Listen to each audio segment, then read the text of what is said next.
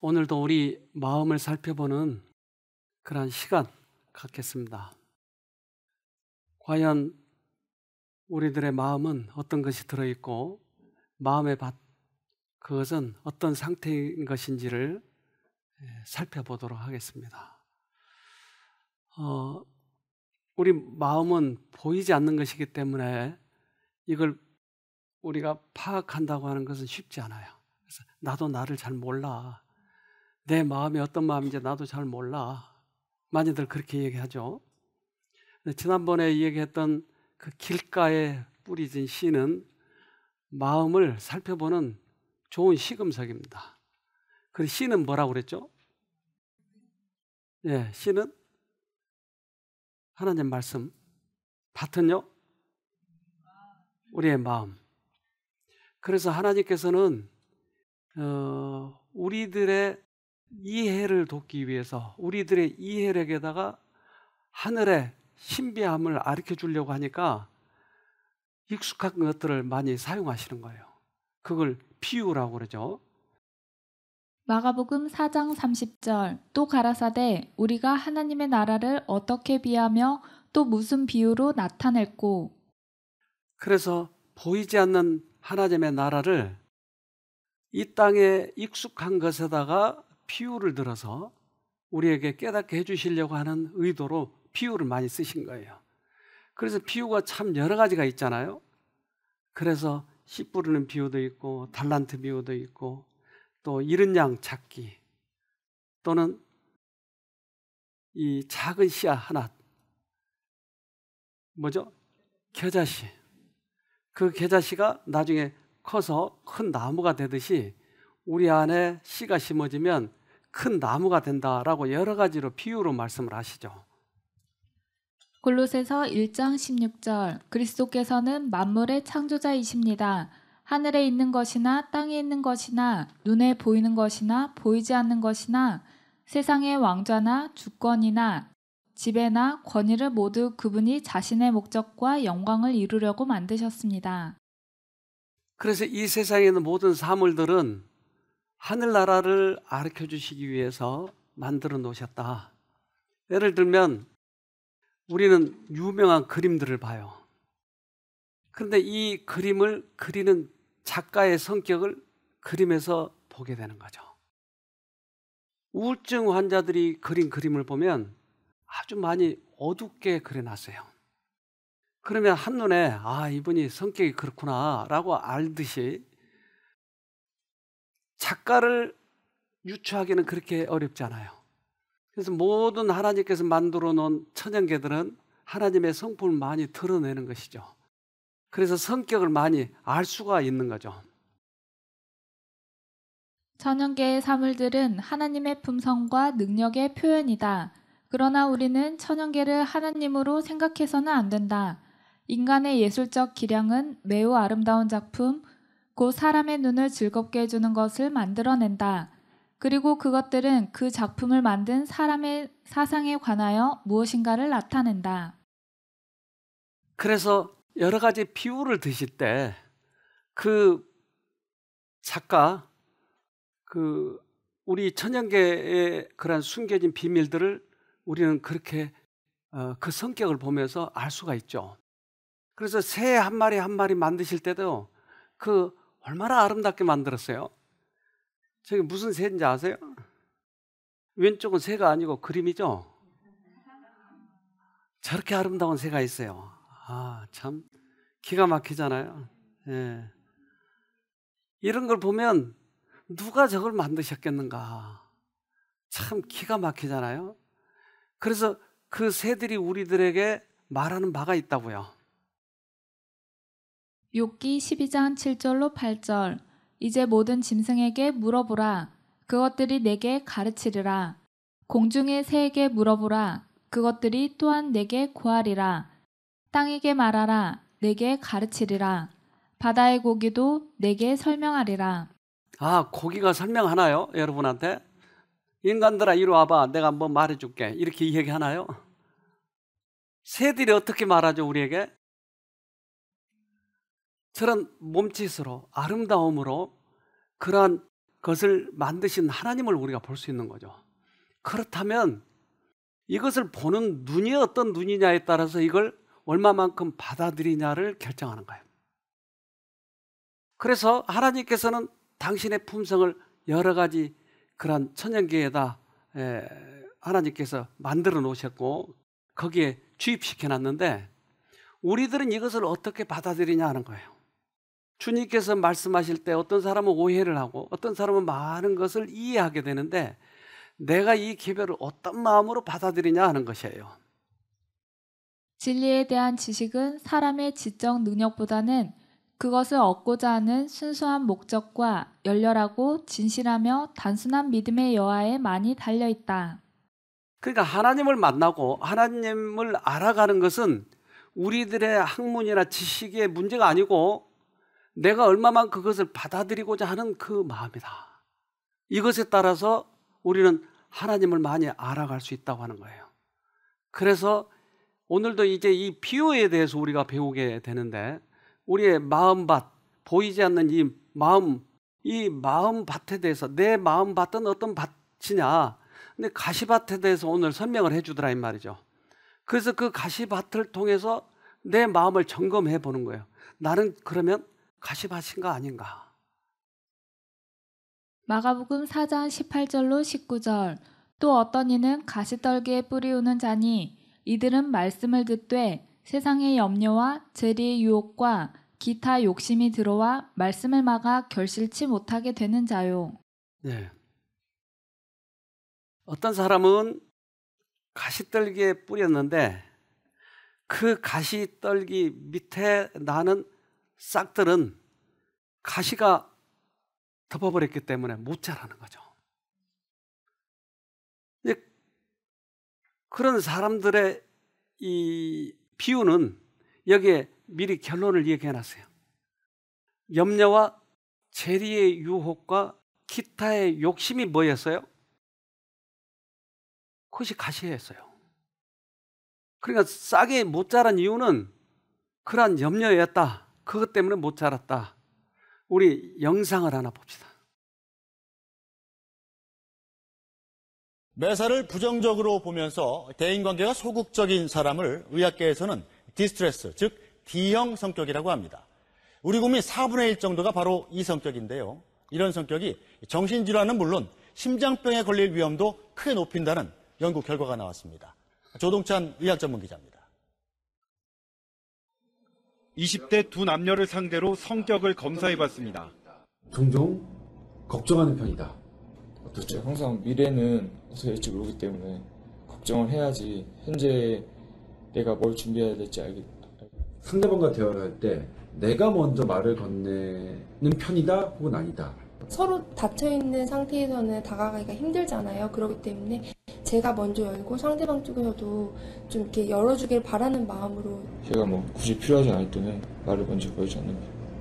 14개 문항을 검사한 결과 이 남성은 매사를 부정적으로 보고 대인관계가 소극적인 D형 성격으로 분류됐습니다. 대인관계를 어려워하고 거기서 자기 표현 잘 못하고 그 말로 풀 수 있는 것들을 말 잘하지 못하고 속으로 사귀면서 그런 것들을 술 같은 것들로 이제 푸시는 분들도 있잖아요. 공격적이며 매사에 적극적 성향을 보이는 A형 성격과 정반대인 셈입니다. 고려대병원이 한국인 900여 명을 조사한 결과 D형 성격이 4명 중 1명꼴이었습니다. 성격이 건강과 관련이 있는지 혈관 나이를 측정했습니다. 20대는 성격이 혈관 나이에 영향을 주지 않았지만 60대는 연관성이 있었습니다. 60대 여성 3명의 혈관 나이를 측정해 봤더니 D형인 2사람은 혈관 나이가 자신의 실제 나이보다 10살 이상 많은 것으로 나타났습니다. 네덜란드 틀버그 의대가 1995년부터 2011년까지 45세 이상 성인 5천여 명을 연구한 결과 D형 성격은 심혈관 질환 위험도가 상대적으로 1.9배 더 높았습니다. 또 우울증 같은 정신질환 위험도도 2.6배나 더 높은 것으로 조사됐습니다. 타입 D 성격을 갖고 있는 경우에 맥박과 혈압을 상승시키고 염증 반응을 일으키는 사이토카인이라고 하는 분비 물질을 많이 분비하면서 심장 질환을 야기하는 것으로 알려져 있습니다.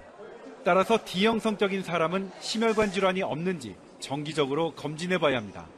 또 심장병으로 치료받을 때는 우울증이 없는지 함께 검사해보는 게 좋습니다. SBS 조동찬입니다. D형이네요. D형 혹시? D형이 결국은 어떤 성격인가 지금 얘기했잖아요. 부정적이고, 또한 이 내가 먼저 상대방이 접근한 것보다 필요 없으면 말도 안 하고 숨어버리고. 근데 이런 성격, 그러니까 이런 성격이 어디서부터 기인되는 건가? 근데 그 삼성 서울병원의 정신과 의사가 이렇게 얘기하더라고요. 늘 부정적이고 소심하고 자책을 많이 하는 성격은 우울증에 걸리기 쉽다. 우울증과 성격은 어느 정도 관계가 있다는 얘기다. 완벽주의자도 우울증에 잘 걸린다. 김태환 씨는 본인뿐 아니라 회사 동료 실수를 한치도 용납하지 않는다. 잘해도 스트레스를 받고 못하면 더 스트레스를 받는다. 그는 조금만 일에 잘못돼도 극심한 스트레스를 받고 패배감을 느낀다.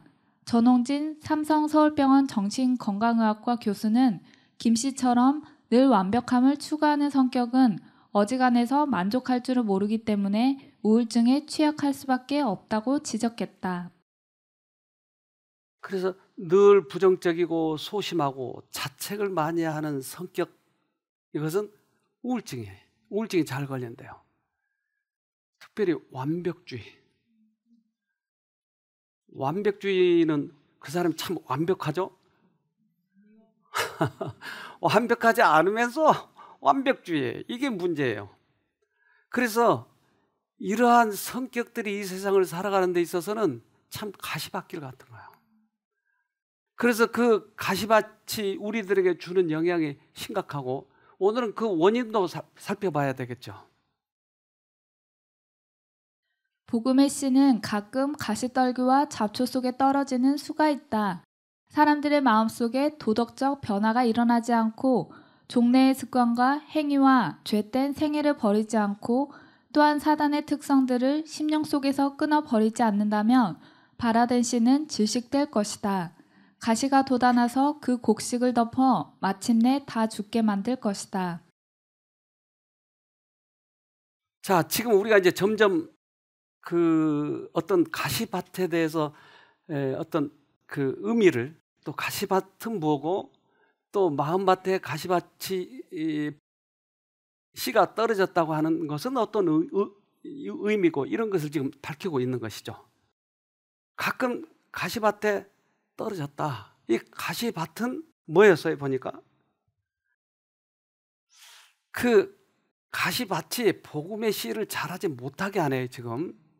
근데 아까 우리가 영상에서 본 것처럼 그것은 부정적인 그런 사람들이 주로 가시밭의 의미가 있더라. 그렇다면 우리들의 부정적이고 또한 걱정이 많고 하는 그런 마음의 생각은 누가 넣어주죠? 사단이 넣어주는 거예요. 그러니까 내가 걱정이 많고 완벽주의고 부정적인 성격이 있다면, 아, 내가 지금 사단에게 계속 말려들고 있구나. 우리를 낚시로 거는 거예요. 그래서 작은 지렁이 하나 먹으려다가 통째로 끌려가는 거야. 그러니까 그 지렁이는 뭐냐는 거죠. 낚시에 걸리는 그 지렁이는 뭐냐는 거죠. 그것이 가시밭이니까요.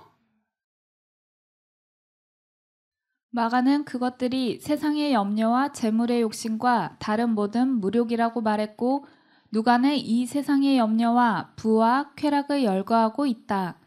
이것들은 하나님의 말씀을 막고 영적 씨의 성장을 방해하는 것들이다. 사람의 심령이 그리스도께로부터 양분을 섭취하지 않으면 그의 영성은 사멸해 버린다. 그래서 성경에 몇 군데 이렇게 나와 있는데, 그러한 그 가시밭을 주는 그 사단의 미끼는 바로 세상의 염려, 그리고 재물의 욕심, 또 물욕. 누가복음에는 이 세상의 염려와 쾌락, 이런 것들이더라. 그러니까 가시밭이라고 하는 것을 우리가 이제 거길 벗어나지 못하는데, 싹이 나긴 났는데, 복음의 씨를 심어서 싹은 났는데, 이 가시밭 때문에 우리가 거기를 벗어나지 못하는 거예요. 신앙에 안 자란 이유가 그거다 이 말이에요. 그래서 내가 복음을 기쁨으로 받아들였는데 그 다음에 자라지 않는 이유는 세상의 염려를 많이 가지고 있는 거예요. 이게 가시밭이에요. 그래서 세상의 염려와 재물의 욕심과 물욕, 누가는 세상의 염려와 부와 쾌락, 그러니까 쾌락이란 도구도 사용하고 염려란 도구로도 사용하고. 그런데 누구나 이게 염려가 있어요, 없어요? 있어요. 그런데 어떤 사람은 잘 안 자라죠? 어떤 사람은 잘 자라고? 누구나 있다고 그랬잖아요, 지금. 그런데 어떤 사람은 신앙은 잘 자라잖아요. 왜요? 그래서 이 가시를 어떻게 처리하느냐 하는 것이에요, 우리가. 그게 문제인 거죠.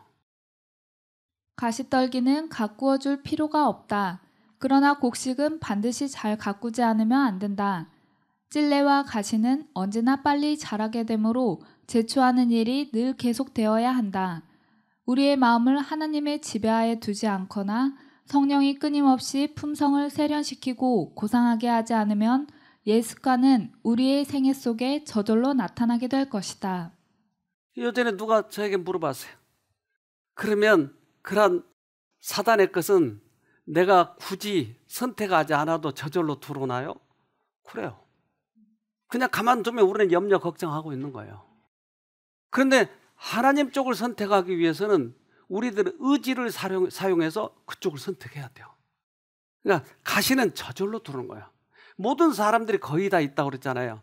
그러면 소년시대 때, 청년시대 때, 노인시대 모두 다 있다 이 말이에요. 그래서 연령에 따른 특이한 우울 증상을 지금 얘기를 했는데 청소년들에게도 있고 중년에게도 노인에게도 있어요. 청소년 시기에는 뭐가 있죠?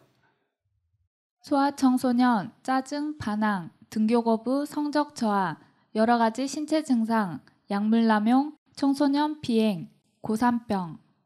중년, 건강염려증, 죄책감, 의심, 절망감, 공허감, 건망증, 빈둥지 증후군, 화병. 노인, 모호한 신체 증상, 불면, 불안, 집중력과 기억력 저하. 네. 그러니까 각 시대마다 있네요. 그러니까 각 시대마다 사단은 우리들에게 미끼를 던지는 것이에요.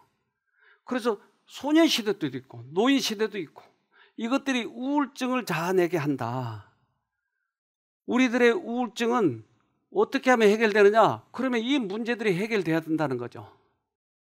잠언 15장 13절 마음의 즐거움은 얼굴을 빛나게 하여도 마음의 근심은 심령을 상하게 하느니라. 네, 이것이 우울증을 나게 했군요. 마음의 근심은 심령을 상하게 하니까.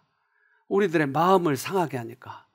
그러면 그러한 근심 걱정으로 인해서 우울증이 생기는 이것들이 화학적으로는 어떤 요인이 있는가? 정신학적으로는 어떤 요인이 있는가 하는 거죠.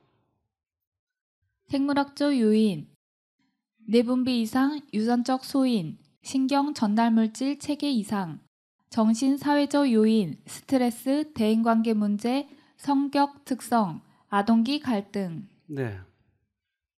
그래서 세상은 지금 점점점 우울증이 많아져 가요. 날로 우울증이 많아진 이유는 뭘까 하는 거예요. 왜 옛날하고 지금 사이하고 다르냐는 거죠. 그래서 해마다 증가하는 우울증 환자 그랬어요. 그래서 작년 2020년대는 엄청 많아졌어요. 지금 2016년부터 이렇게 많이 차이가 나는 거예요. 이렇게 많아졌어요.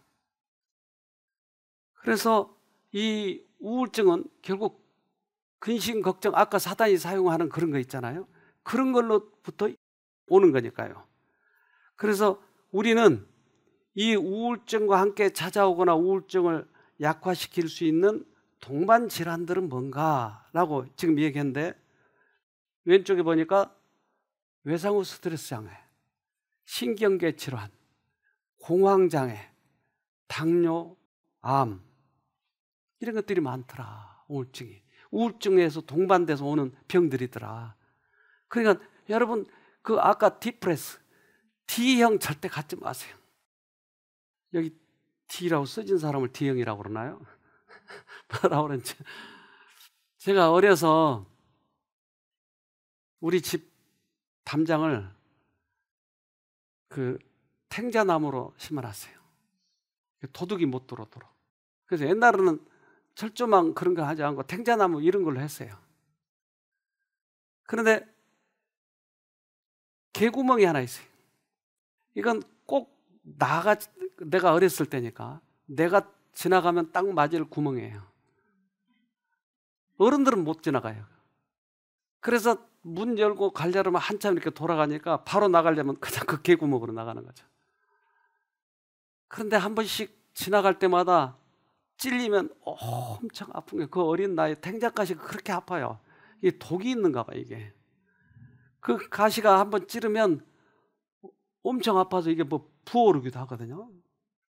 그러니까 가시에 찔리면 그렇게 아프더라고요. 여러분의 가시는 뭐죠? 뭐에 찔렸습니까? 엄청 아파, 이게. 디모데전서 6장 10절 돈을 사랑함이 일만하게 뿌리가 되나니 이것을 사모하는 자들이 미혹을 받아 믿음에서 떠나 많은 근심으로써 자기를 찔렀도다. 뭐가 있네요. 뭐라고 그랬어요? 돈을 사랑하며요. 이기주의예요. 돈이 나쁘다는 얘기 아니잖아요, 지금. 돈을 사랑하는 거예요. 이게 일만하게 뿌리다. 이것 때문에 근심이 생긴다. 그 근심이 나를 찔러버린다. 그러니까 우리들이 어디서 오는지를, 이 가시밭을 우리가 파악해 봐야 돼요. 파헤쳐야 내가 그 가시밭에 안 걸리는 거죠. 내 마음밭이 가시밭이면 못 자라니까. 그래서 우리 마음의 이 가시밭, 이것이 우리 마음을 찌르면 이 마음이 피폐해져 가는 거예요. 돈을 사랑하면 그렇게 돼요. 쉼터에도 이 돈 때문에 걸려든 사람이 참 많아요. 의외로 많아. 그러한 우리 마음의 상태, 이것이 마치 이 성경대로 봅시다. 욥기 15장 35절 그들은 악한 생각을 베고 불의를 낳으며 마음의 괴로를 예비한다 하였느니라. 자, 그래서 사단은 우리들에게 그러한 도구를 사용해서 생각을 넣어주면, 내가 이것을 받으면 그 다음에 임신이 되는 거예요.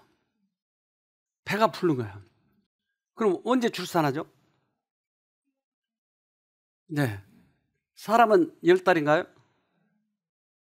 그런데 이 욕심은 아무 때나 기회가 되면 출산하는 거예요. 그래서 괴유를 준비하고 있다고 하는 거예요. 저기. 예비한다. 그러니까 항상 아기 낳을 준비를 하고 있는 거예요. 그래서 기회가 되면 훔치는 거예요. 기회가 되면 성질내는 거예요. 기회가 되면 이 근심을 폭발시키는 거예요. 그래서 우리 마음에다 걱정이라고 하는, 또는 욕망이라고 하는 것을 집어넣어주고 어느 때든지 사용하는 것이. 그렇다면 이걸 출산 안 하려면 어떻게 하죠? 네? 그렇죠. 아예 임신을 말아야 돼요. 임신하면 반드시 출산해야 되잖아요. 그러니까 임신하지 않도록 이걸 끊어야 돼요. 그런데 이 생각을 넣어주니까 이때 어떻게 내가 이것을 받아야 되느냐는 거야. 그래서 불창으로도 불화살로도 우리를 쏘는 거예요. 그러면 이것을 어떻게 처리하느냐 하는 거예요. 사단이 그의 목적을 달성하기 위하여 사용하고 그의 불로 된 창을 던지는데 쓰는 기구는 흔히 우리 자신의 가족들이다. 우리가 사랑하는 자들이 우리에게 크게 상처를 주는 말과 행동을 부주의하게 할 수도 있다. 이렇게 하는 것이 그들의 의도는 아니었다. 그러나 사단은 그들의 말과 행동을 우리의 마음에 확대시키고 우리에게 맞추기 위하여 그의 전통에서 화살을 쏜다. 부주의하게 하는 말, 우리 가족들 또는 이웃들이 했다. 그러면 이것을 어떻게 처리하느냐. 빨리 꺼버리면 되는데 빨리 끄지는 못하는 거예요. 불화살을 쏘면 이걸 곱씹고 하는 거예요. 지금 쉼터에도 여러 부류가 있는 거예요. 어떤 사람은 누가 한 행동에 대한 말에 대해서 곱씹고 돌리고 있어요. 어떤 사람은 에이, 다 그럴 수 있는 거야. 그리고 끊어버리고. 그러니까 하나님의 말씀을 그러면 못 받아들여요. 근심 걱정. 지금도 여러분 말씀 듣는 시간인데 어떤 사람은 말씀을 아주 귀에 이렇게 잘 듣고 있고 어떤 사람은 잡념과 또 졸음과 이런 것들이 우리를 괴롭히는 거예요. 그러면 졸음 때문에 못 견디는 거예요. 이 말씀을 들을 수가 없는 거예요. 왜? 그동안에 내가 이 생각을 어떻게 처리해두냐 하는 거예요. 한 여학생이 왔어요. 근데 이 여학생은 거식증 환자예요. 그래서 제가 지금 모자이크를 해버렸는데 이 거식증 그 아이가 여기 왔는데 정말 몸무게가 형편없어요. 그런데도 안 먹는 거예요. 왜 안 먹죠? 그의 생각은 왜 그럴까요? 자기가 뚱뚱해질까 봐 걱정이 되는 거예요. 그러니까 나중에는 뭐든지 안 먹는 거예요. 그래서 여기 데려다 놓은 거예요. 어떻게 하죠? 이 이치를 가르쳐 줬어요. 이건 사단이 넣어준 생각이다. 너 하나님 믿었잖아. 그러니까 이제부터 이 불화살을 꺼버리자. 그래서 이 아이가 여기서 연습을 했어요. 그리고 집에 돌아갔어요. 우리 아들 있는 교회에서 왔거든요. 근데 한 달 후쯤 소식을 들었는데 얘가 완전히 거기서 해방이 됐다는 거예요. 거식증? 이거 누가 넣어주느냐는 거예요. 만일 우리가 그를 경계하는 일을 게을리하고 눈을 크게 뜨고 그의 관계와 함정을 살피지 않거나 하나님의 전신갑주를 잊지 않고 있다면 우리는 사악한 원수의 날카로운 화살을 맞게 될 것이다. 네, 전신갑주를 입자. 초전박살 내자. 그런데 이 가시밭에서도 꽃이 피기도 해요. 그 뚫고 나오는 거예요. 어떻게 뚫고 나오죠? 그래서 우리에게 그 방법을 성경은 가르쳐 줬어요. 그건 뭐냐면 흙을 갈아엎어야 돼요. 그래야 뿌리채 뽑아버리는 거예요. 이게. 가시밭을. 예레미야 4장 3절 나 여호와가 유다와 예루살렘 사람에게 이같이 이르노라 너희 묵은 땅을 갈고 가시덤불 속에 파종하지 말라. 이 말들은 무슨 말인가 하는 거예요.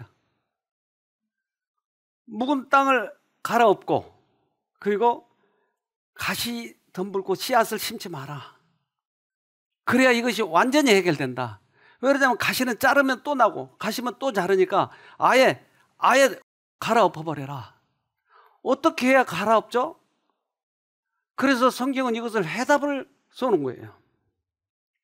호세아 10장 12절 너희가 자기를 위하여 의를 심고 긍휼을 거두라. 지금이 곧 여호와를 찾을 때니 너희 묵은 땅을 기경하라. 마침내 여호와께서 임하사 의를 비처럼 너희에게 내리시리라. 너희가 가시밭을 제거하려면 잘 안 된다. 근데 가시밭을 근본적으로 이걸 엎어버리려면 여호와를 찾아라. 걱정이 들어오는 그 순간에 내가 해결하려고 하지 말고 머리를 흔들지 말고 여호와를 찾으라고. 여러분 이게 뭔지 아세요? 새예요? 어쩜 이렇게 아름다운 색이 있어요? 이게 지금 새인지 뭔지 모르겠어요. 좀 더 자세히 봅시다. They go from expected to extraordinary in the blink of an eye. You're awe-stricken. They transform themselves to something that you've never seen before. They swagger and serenade. They dance and display.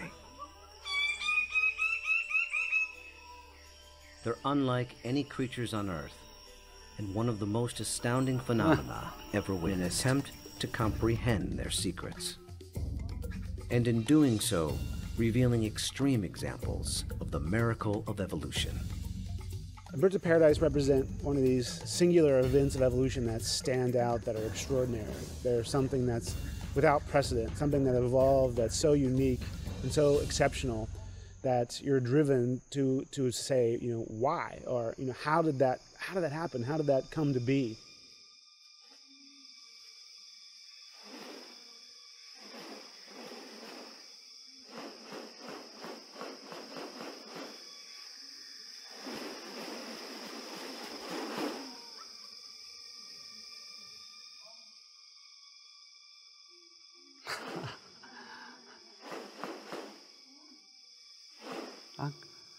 안 커서 보잘것없네요.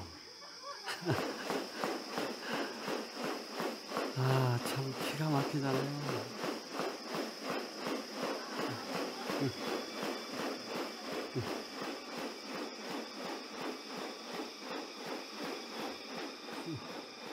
수컷이 구애하느라고 저렇게 The 애를 birds of paradise are remarkable not only for their exceptional beauty and almost otherworldly appearance, but as veritable living textbooks on adaptation and sexual selection.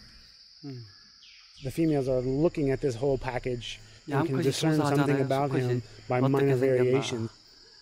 The more complex it is, the harder it is to make it look right. If one little feature is out of whack, you're going to be able to tell.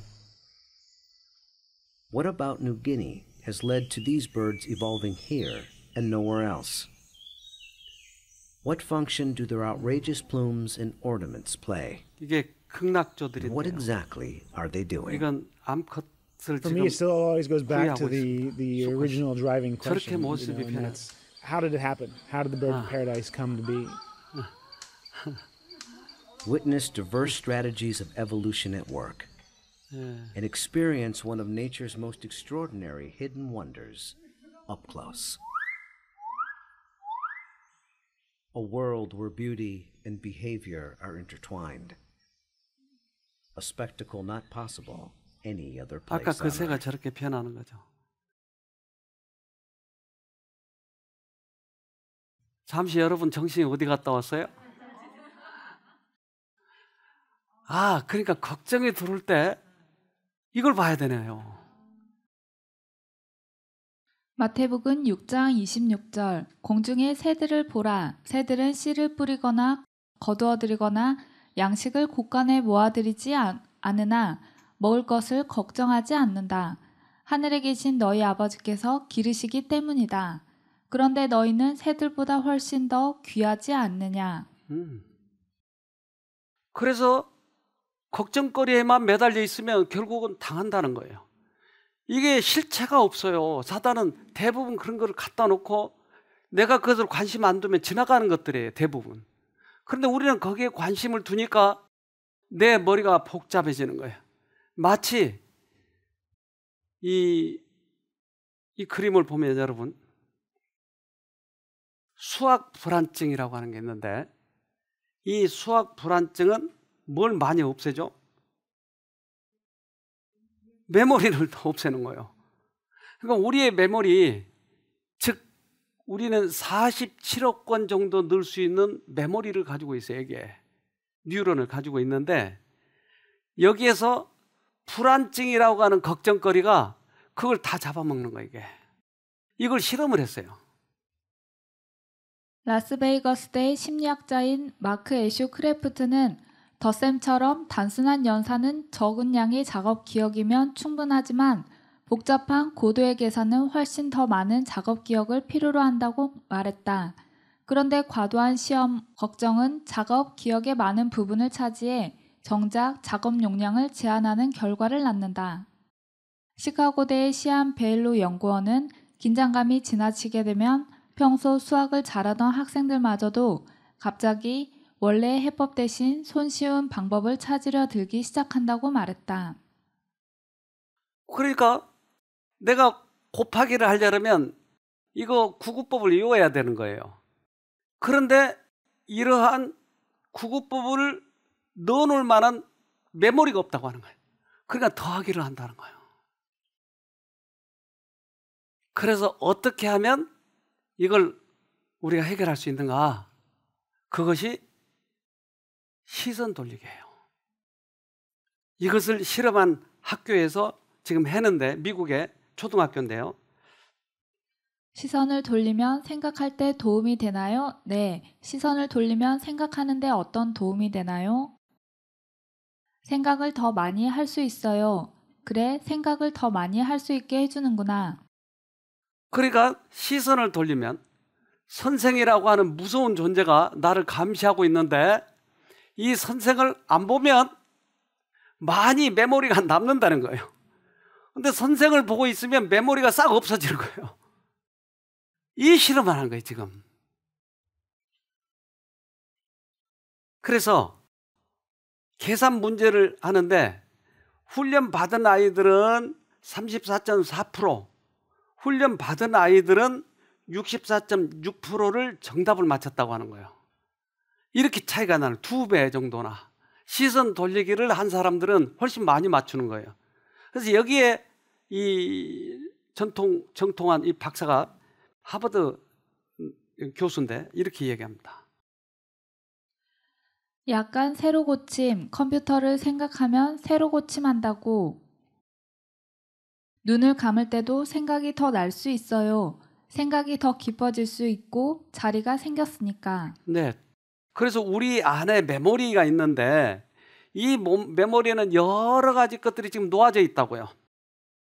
그래서 철수 생각, 영희 생각, 또 집안 생각, 뭐 별의별 걸 다 하고 있는데, 이 생각을 우리가 없애야 새로운 것이 들어오지 않겠어요? 그래서 제가 번호 같은 거 1, 5, 8, 6, 9, 2 이렇게 번호를 기억하라고 똑같은 순서로 기억하라고 했을 때 사람이 보통 7개를 외울 수 있어요. 그게 작업 기억의 한계예요. 그러니까 우리 기억 한계는 7개 정도를 외우는 정도다. 그런데 갑자기 메모리를 많이 차지한 걱정이 들어와버리면 이걸 못 외우는 거예요. 그런데 그 메모리를 가장 많이 차지하는 것이 선생 얼굴이라고 하는 걸 알게 됐어요. 지금 이 아이는 선생을 쳐다보고 있잖아요. 저게 메모리를 저렇게 많이 차지하고 있다고 하는 거예요. 무서운 선생님, 무서운 부모, 또 쉼터의 원장인가요? 이런 것들이 많이 차지하니까 시선을 돌리자고 하는 거예요. 그렇다면 우리들의 근심 걱정거리들을 여기에 적용시키면 어떻게 해야 된다고요? 시선을 돌려서 하나님을 쳐다봐야 된다는 거예요. 이것이 시선 돌리기의 묘미, 비결입니다. 그래서 나중에 이렇게 복잡하게 근심 걱정하고 있으면 생각에 엉클어져서 이제는 아무것도 안 된다. 마태복음 6장 33절로 34절. 너희는 먼저 그의 나라와 그의 의를 구하라. 그리하면 이 모든 것을 너희에게 더하시리라. 그러므로 내일 일을 위하여 염려하지 말라. 내일 일은 내일 염려할 것이요 한날 괴로움은 그날의 족하니라. 그거 걱정하지 말고 하나님 나라를 봐라. 그러면 없어져 버린다. 아까 무슨 새 봤죠? 극락죠. 뭐 했죠 아까? 구애했죠. 이번에는 벌새가 구애하는 것 좀 봅시다.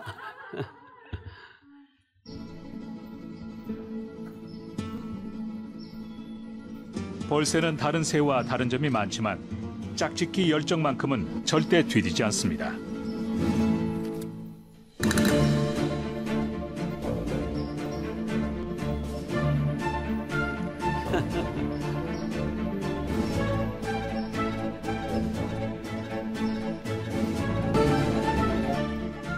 두 줄 벼슬 벌새의 수컷은 아주 독특한 방법으로 암컷을 유혹합니다. 구애의 춤은 겨우 몇 분 안에 끝나버리기 때문에 고속 카메라를 이용해야 제대로 안무를 감상할 수 있습니다.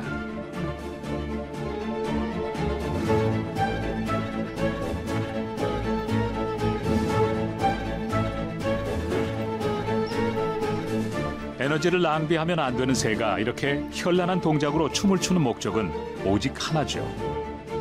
암컷에게 수컷으로서의 정력과 우세함을 과시하는 겁니다.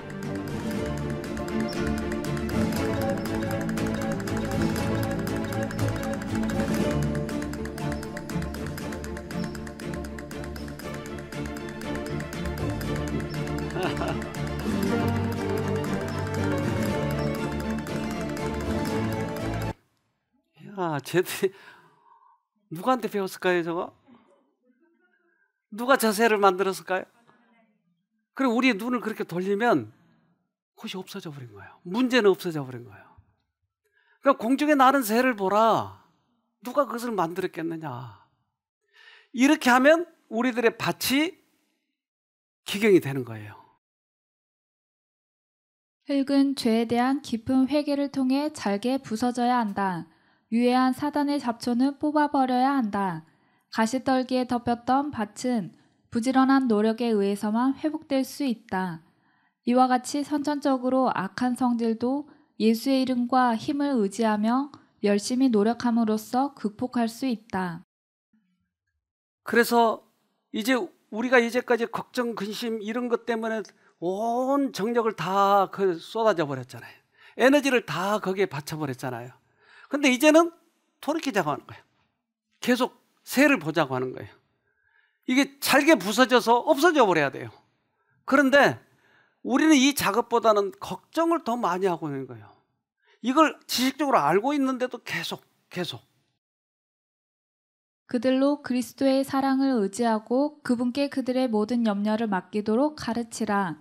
그들로 영혼을 그리스도께 인도하는 기쁨을 맛보게 하라. 그렇게 하면 그들은 잃어버린 영혼에 대한 사랑과 관심 때문에 자기 자신을 잊어버리게 될 것이다. 그들에게는 세속적인 쾌락이 그 매력을 잃게 되고 우리를 낙심케 하는 온갖 짐들도 잊어버리게 될 것이다. 진리의 모습이 자기의 일을 하게 되어 묵은 땅을 갈아엎을 것이다. 땅 위에 나와 있는 가시덤불을 자를 뿐 아니라 뿌리까지도 뽑아버릴 것이다. 이 연습을 하자고 하는 거예요. 염려, 근심. 그러면 이것이 뽑아져 버릴 것이다. 그런데 꽤 많은 사람들이 이 근심, 걱정, 강박관념 이것 때문에 자기의 재능을 다 발휘하지 못해요. 그리고 어느 사람들은 여기가 한쪽이 막혀 있어요. 어떤 사람은 두 쪽이 막혀 있어요. 그래서 그 재능을 전혀 사용하지 못하고 있는 거예요. 여기에 온 몇 분들이 그 경험을 가지고 있어요. 그래서 마치 이런 뚜껑으로 컵을 딱 닫아놓으면 물을 마실 수가 없는 거예요. 이렇게 막혀 있다니까요. 근데 본인은 이것을 몰라요. 왜? 난 항상 그렇게 살아왔으니까. 이 뚜껑이 열어지면 굉장히 재능이 있는 사람이 그걸 발휘를 못하고 사는 거예요. 안타까워요. 뭐 때문에 그렇죠? 근심 때문에 그런 거예요. 록펠러라고 하는 사람이 있었어요. 이 사람은 세계에서 제일 갑부예요. 존 데이비슨 록펠러는 미국의 사업가 대부호이다. 1870년 스탠더드 오일을 창립, 석유 사업으로 많은 재산을 모아 역대 세계 최고의 부자로 손꼽히는 인물이다. 2010년 현재 세계 최대 석유 기업인 엑슨모빌도 그가 세운 스탠더드 오일에 그 기원을 두고 있다. 그가 97세에 사망했는데요. 자선 사업에 몰두하여 시카고 대학을 설립하고 록펠러 재단을 세워 병원, 의학연구소, 교회, 학교 등의 문화 사업에 전념하다 1937년 97세로 사망하였다. 그가 가지고 있는 이런 재산들이에요. 500조. 그의 재단 건물들이에요. 근데 그가 이 한마디에 그의 인생이 달라졌어요. 주는 자가 받는 자보다 복이 있다. 어떤 일이 있었냐면요. 33세에 백만 장자가 된 록펠러는 43세에 미국의 최대 부자가 되었고 53세에 세계 최대 갑부가 되었지만 록펠러는 행복하지 않았다고 합니다. 55세에 그는 불치병으로 1년 이상 살지 못한다는 사형 선고를 받았습니다. 최후 검진을 위해 휠체어를 타고 갈 때 병원 로비에 실린 액자의 글이 눈에 들어왔습니다. 주는 자가 받는 자보다 복이 있다.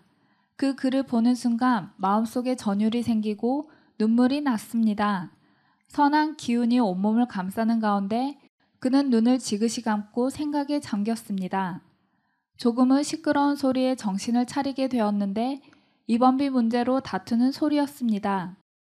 병원 측은 병원비가 없어 입원이 안 된다고 하고 환자 어머니는 입원시켜달라고 울면서 사정을 하고 있었습니다. 록펠러는 곧 비서를 시켜 병원비를 지불하고 누가 지불했는지 모르겠습니다. 얼마 후 은밀히 도운 소녀가 기적적으로 회복이 되자 그 모습을 조용히 지켜보던 록펠러는 얼마나 기뻤던지 나중에는 자서전에 그 순간을 이렇게 표현했습니다.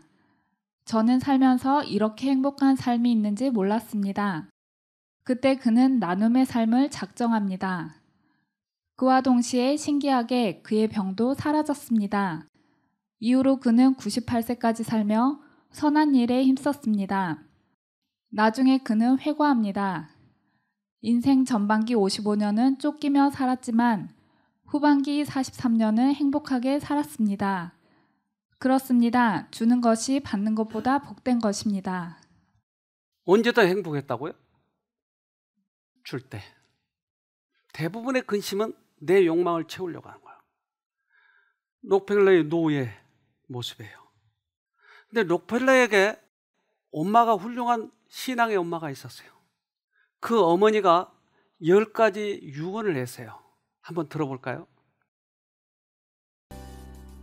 세계 최고 부호 존 록펠러의 어머니의 10가지 유언. 1. 하나님을 친아버지 이상으로 섬겨라. 2. 목사님을 하나님 다음으로 섬겨라. 3. 주일 예배는 본 교회에서 드려라.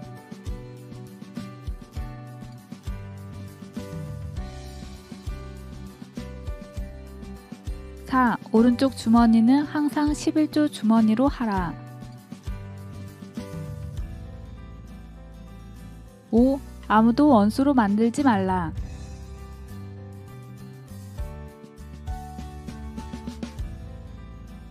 6. 아침에 목표를 세우고 기도하라.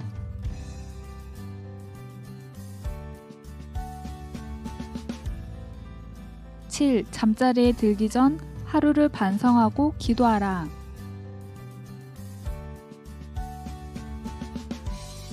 8. 아침에는 꼭 하나님의 말씀을 읽어라. 9. 남을 도울 수 있으면 힘껏 도우라. 10. 예배 시간에 항상 앞에 앉으라. 오늘 여기 앞에 앉아 있는 사람은 왜 앉았어요? 근데 이게 다 옳다고 생각은 하지 않지만 어쨌든 이 사람의 근본적인 정신이 달랐다고 하는 거예요. 그가 남을 도우라라고 하는 그 한마디에 그의 정신이 바뀌어진 거예요. 53세에 죽을 뻔한 사람이 그 다음 98세에 죽었어요. 그는 항상 보디가드들이 주위를 따라다녔어요. 돈이 많기 때문에 죽이려고 하는 사람이 많았어요. 그리고 록펠러는 사실 악랄하게 살았어요. 그래서 그 가난하고 없는 사람 착취한 거예요. 그래서 그 재산을 뺏을 때 이 사람이 머리를 써가지고 미리 돈을 빌려주고 그리고 못 갚으면 재산을 뺏었어요. 계약을 해가지고 그 계약을 어기지 못하더라고 수없이 많은 억울한 사람을 만들어냈어요. 좋지 않았어요. 그래서 그가 보디가드를 많이 두고 다녔어요. 근데 이 사람이 이 이후로부터 나눠주기 시작한 거야. 나눠줄 때 보디가드가 필요해요? 아니요. 그래서 그런 후로부터 그가 53살에 죽을 뻔한 그가 98살까지 사는 거예요. 우리 돈 없어도 나눠줄 수 있을까요? 맞아요. 내 마음이 나눠주면 돼요. 그리고 500원, 1000원도 있을 수가 있어요. 우리는 없는 사람이 있을지 모르지만 그것도 남을 위해서 사용하면 그때 기쁨이 있는 거예요. 우리 그렇게 하다가 하늘에 가서 다시 만나야 되지 않겠어요? 근심 없앱시다. 꼭 승리합시다. 기도합시다. 하늘에 계신 아버지, 우리들에게 은혜를 베풀어 주셔서 감사합니다. 지금까지 우리들의 가시가 무엇이었는지, 우리의 밭이 어떤 밭이었는지를 살펴보았습니다. 그것뿐만 아니고 어떻게 하면 가시밭을 없애는 줄도 알았습니다.